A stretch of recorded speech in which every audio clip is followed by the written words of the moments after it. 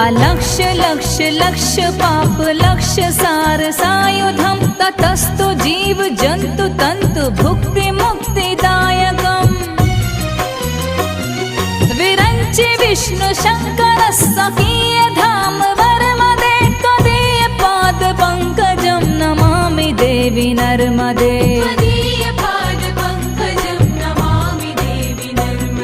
Namami